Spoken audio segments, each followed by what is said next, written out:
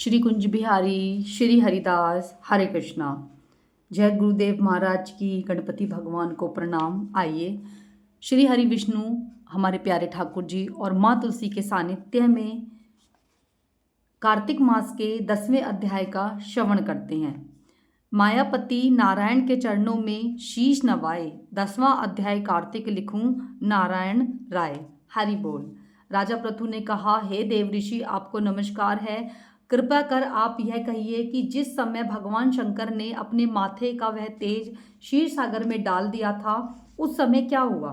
नारद जी ने कहा, हे राजन, जब भगवान शंकर ने अपना वह तेज क्षीर सागर में डाल दिया तो उस समय वह शीघ्र ही बालक होकर गंगा सागर में संगम पर बैठकर संसार को भय देने वाला रुद्रन करने लगा। उसके रुद्रन से समस्त संसार व्याकुल हो उठा। लोकपालों के मन में भी व्याकुलता हुई। चराचर चाल्यमान हो गया।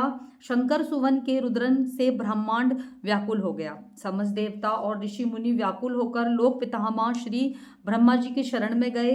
सबने मिलकर श्री ब्रह्मा जी को प्रणाम किया और स्तुति की। फिर कहा कि हे पितामह, यह तो बड़ा भयंकर समय उपस्थित हुआ है। हे महायोगिन, इसका नाश कीजिए। तब देवताओं की ऐसी बात सुनकर श्री ब्रह्मा जी सत्यलोक से उतरकर उस बालक को देखने के लिए समुद्र तट पे आए। समुद्र ने ब्रह्मा जी को आता देखकर प्रणाम किया और बालक को उठाकर उनकी गोद में दे दिया। तब विस्मित होकर श्री ब्रह्मा जी ने पूछा, हे सागर, तुम शीघ्र कहो कि यह बालक किसका है? समुद्र ने विनम्र शब्दों में कहा, प्रभु, यह तो मैं नहीं जानता, किंतु मुझे इतना अवश्य ज्ञात है कि यह गंगा सागर के संगम पर प्रकट हुआ है। अतएव यह जगत गुरु, आप इस बालक का जात कर्म आदि संस्कार कीजिए, इसका जातक फल बताइए। नारद जी कहते हैं, इधर तो सागर ब्रह्मा जी के गले में हाथ डालकर बार बार उनका आकर्षण कर रहा था। फिर तो उसने ब्रह्मा जी का गला इतनी जोर से पकड़ा कि उससे पीड़ित हो ब्रह्मा जी के नेत्रों से आंसू टपकने लगे।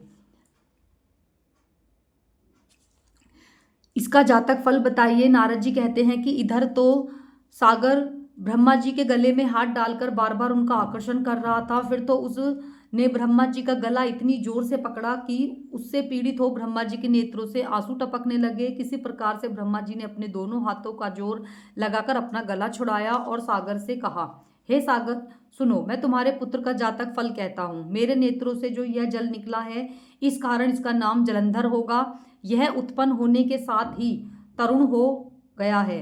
इससे यह सब शास्त्रों का परमगामी, महापराक्रमी, महावीर, बलवान, महायोद्धा और रण दुर्मर्दन होगा। यह बालक सब दैत्यों का अधिपति और भगवान विष्णु को जीतने वाला होगा तथा यह कहीं भी ना हारेगा। एक भगवान शंकर को छोड़कर यह सब पे अवध्य होगा। जहाँ से उत्पन्न हुआ है फिर वहीं जाएगा। इसकी स्त्री बड़ी पवित्रता, सौभाग्यशाली, सर्वांग सुंदरी और परम मनोहर, मिष्ट भाषा बोलने वाली और शीतलवान होगी। नारद जी कहते हैं, हे राजन, सागर से ऐसा कहकर ब्रह्मा जी ने शुक्राचार्य को बुलाकर उनके हाथों से बालक का राज्य अभिषेक कराया और स्वयं अंतर ध्यान हो गए। फिर तो बालक को देखकर सागर बड़ा ही प्रसन्न हुआ और घर आ गया। कितने ही उपाय से उसका पालन कर उसको पुष्ट किया।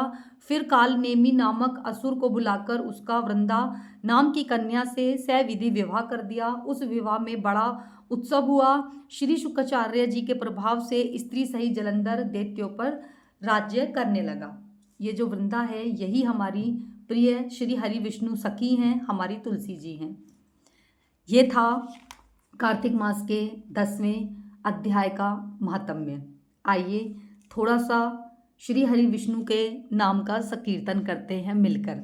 आप लोग वीडियो देखते हैं, कथा सुनते हैं। हम जब भी कोई कथा सुनते हैं तो एक तो कथा को खाली हाथ नहीं सुना जाता, पुष्प हाथ में ले लेते हैं या फिर चावल तिल कुछ भी आप हाथ में ले सकते हो। दूसरा, जब हम कथा सुनते हैं तो हमें जयकारा जरूर से लगाना चाहिए। कमेंट बॉक्स में राधे राधे, जय श्री कृष्णा, हरि बोल जरूर से लिखा करो।